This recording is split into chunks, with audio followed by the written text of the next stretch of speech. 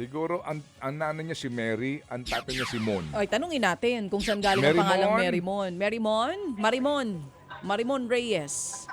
Ayan, may mga nagpapapicture kay Marymon. Ako na magsasabi sa'yo kung bakit. Ayan. Good morning. Itong si Marymon ay trending reporter natin. Sige, ito muna. Ayan na siya. Okay. Oo, Marymon, mag-hello ka muna kay Manong Ted. Hello din sa mga kasama mo dyan sa Quiapo. Pag-hello po kayo, sila Ted Carlon po, Dina John. Hello.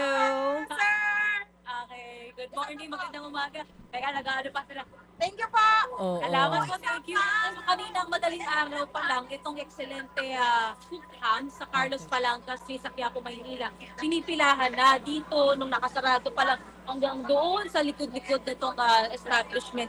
Pinipilahan na ng mga tao, especially yung mga last minute na mamimili ng kanilang hamon para sa pagsalubong ng may ating pa sa kanilang Noche Buena.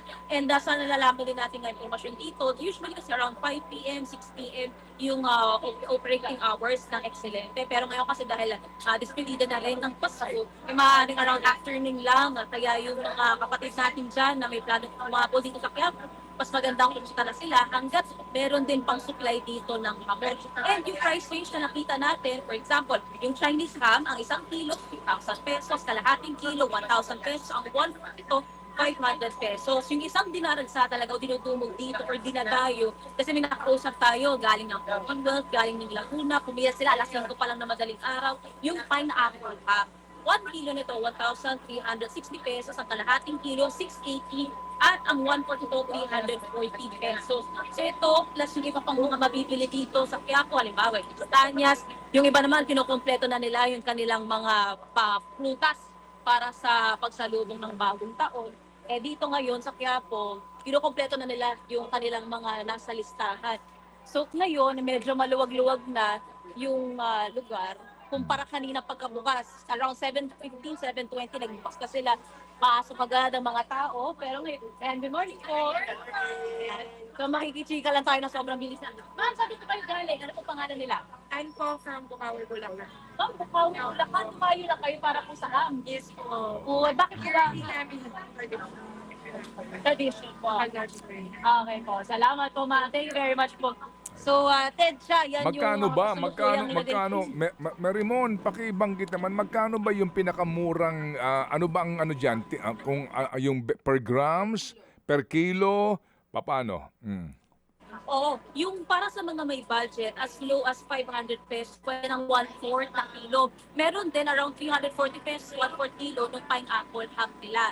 Pero para sa mga may budget talaga, for example, iba kasi nakakausap natin ang sinasabi, nag-iipon daw talaga sila, pinaghahandaan nila. Kasi pwede pumatak ng 2,000 yung presyo ng hamon dito. Especially, for example, yung bone-in na ham, 1,920 pesos ito. Pero yun nga, para naman doon sa may budget na sundan, eh nandito naman may kiluhan naman sila. Halimbawa, ito nakikita natin, ang sliced ham, ang separate, ang 1/4, 500 pesos. Kaya, Okay, so sige. far naman, kaya naman sa budget ng mga mamimili. Oh, yan karne ng baboy. Oo, at itong tindahan ay around 1970s pa. Kaya yung mga nakausap natin, marami raw talaga sa kanila, yung mga kalululurohan din pa raw nila, yung mga tito-tito pa raw nila. Ito raw talaga yung gusto nilang bilhin na hamon. Kaya nakausap din Hindi tayo, nga, tayo, taga Bukawi. yung karne niyan ay karneng baboy, yung hamon. Meron bang karneng maka na hamon? Yun yung Hindi ko sure eh. O, tanungin natin si Hindi Marymon. pa natin nasisilip yung ibang parts eh. Pero siguro ito, hanggat kaya ng tingnan. Oh, dahil tao. For example, yung ibang mga hamon pa. Oh, the bone ham. Yan. Yun. Ang Sinasabi. dami. Nagugutom Amoy na amoy, tuloy ako. ginugutom lang ako. Kaya nga, Oo, oh, sige. dahil tao. Bakit trending si Ako na Marymon? magkukwento sa'yo kung bakit trending at talagang isa ito sa mga inaabangang reporters natin dito sa News 5. Eh dahil ang dami niya mga videos na nagte-trending online. Meron siyang isang video na ginawa yung tumatalon-talon siya. Sumasayaw siya? Transition Queen. Hindi. Akala Tumatalon. ko. Nitong huli naman, Akala Manong ko Ted. Nag-ano siya, Hindi. mawi-mawi. Kumbaga, hinalo niya yung pagiging vlogger tsaka pagiging News 5 correspondent. Ngayon, nag-trending siya kamakailan lang dahil sa mga kaibigan niya na habang siya ay nasa gitna ng dinner kasama ang kanyang friends, ay nag-report pa rin ng live. Nagtatrabaho pa rin. So, yan na naman ang second trending video nitong ating napakahusay na si Marymon Reyes. Marymon, nasang area kayo nun? Yung kasama mo yung friends mo? Ako nasa may Intramuros tayo noon at Christmas dinner yon kasama ang mga kaibigan. Pero syempre, dahil trabaho at meron tayong commitment sa serbisyo publiko, tuloy-tuloy ang ating pagbabalita kahit saan. Ganon. Okay. So, Oo. Marimon, yung pangalan mo, Marie, nanay mo, tatay mo, Simon? Tama, Mary Jean and Raymond. Kaya Mary Ayun. Mon yung kung ano pangalan.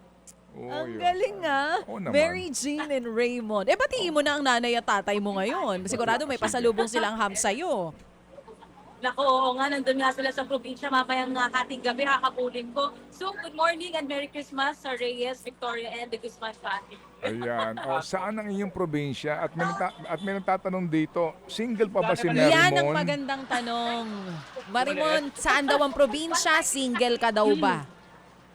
Bulacan. Bulacan din ang probinsya ko. Ba? And ang pinaka binibigyan natin ng oras na yun, ang karelasyon natin, trabaho at serving publiko. So single? Pero single ka pa rin Single. daw mo, Mary? Marimon? Well, maybe no, maybe yes. Ba, ang galing sumagot itong batang At eto pa. ito ah. At ito, oo. Ikaw ba'y taga Bulacan? So, Kamusta? saang banda ka sa Bulacan daw at binabaha ba din ang lugar niyo? Magandang tanong. Oo, nako. Ngayon, ang naobserbahan natin doon sa Bulacan, San Miguel, Bulacan area kasi Ay, tayo. naku, San Miguel Yung pagiging lubakan.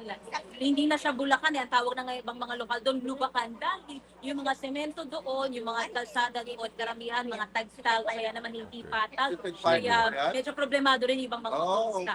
Okay, sige. Ito na lang huling katanungan galing sa ating viewer. Oh, ano pa sabi ng viewer? Oo, bilang isang taga Bulacan, ano raw ang future plans mo? Ay, magandang question. Ang alam niya. Ano ang iyong future plans? Well, sa ngayon, ang pinakagusto natin is malibot natin yung buong bansa para maipadala natin, may paiwatig natin yung mga storya na hindi pa nalalaman ng mga tao. Ay, ang ganda. Lilibutin niya ang buong mundo para maipakita Hindi, buong yan. bansa daw. Buong bansa pala, buong Pilipinas para maipakita niya ang mga storya sa mga kapatid natin. Oh, sige. Oh, deliveran mo na ito for her Hindi, future plans. Okay, sige. Oo. Well taken. Pero ano ha, pag meron ka ding oras, Huwag pumunta ka daw kinalagay sa sa- Mars para makita mo yung Totoong sinasabi ng sitwasyon. ating- Okay. Sige. Salamat na marami, Marimon, at maligayang Pasko sa iyo. Thank you. Merry Christmas! Mga kapatid, brothers and sisters, saan ka pa? Dito na tayo sa totoo. Dito na tayo sa True FM. Mga kapatid, mag-subscribe and follow po kayo sa social media accounts ng True Network PH. Yan po kami. Hanapin nyo lang True Network PH, Facebook, Instagram, YouTube, TikTok, and podcast. Mapa Apple or Spotify man yan, mahahanap nyo kami. Lahat ng mga napapanood at napapakinggan nyo po sa programa, nasa social media accounts namin yan. So, paano mga kapatid? See you sa social media!